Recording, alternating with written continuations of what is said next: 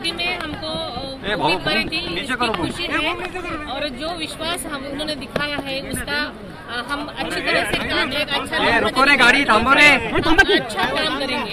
लेकिन आपके साथ जो आपकी अलायंस पार्टी है वो दोनों पार्टी में से कोई भी नेता आपने बोल सकते हैं।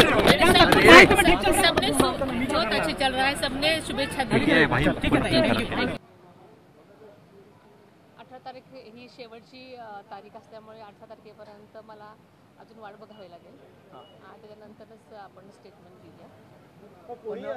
ज्या मित्रपक्षांच्या ताकदीवर तुम्हाला खासदार करण्यात येत आहे, अनऑफिशियली तुमचा विजय आहे निश्चित होईल असं राष्ट्रवादी पक्षाने मला पक्षाची अधिकृत राज्यसभेची उमेदवारी दिल्याबद्दल मी सुरुवातीला पक्षाचे राष्ट्रीय अध्यक्ष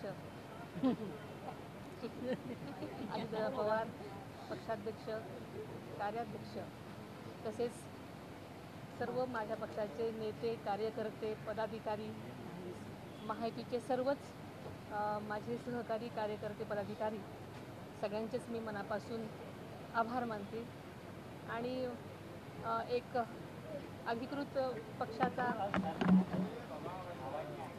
आदर्श लोकप्रतिनिधी म्हणून जो विश्वास माझ्यावर पक्षाने आणि सर्वच कार्यकर्त्यांनी दाखवलेला आहे त्यासाठी मी नक्कीच दिलेल्या संधीचं सोनं करण्याचा प्रयत्न करेन।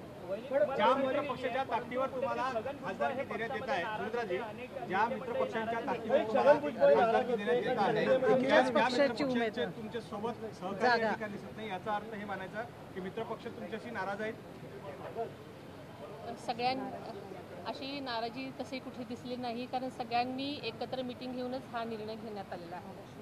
भुजबळ कुठेतरी नाराज आहेत असं म्हटलं जातं, अनेक नेते मंडळांचं नाव या संपूर्ण जागेसाठी चर्चेत होतं, परंतु पक्ष कुठेतरी एका परिवारापुरता सीमित झालाय का असा प्रश्न जो आहे तो या गोष्टीने निर्माण झाला।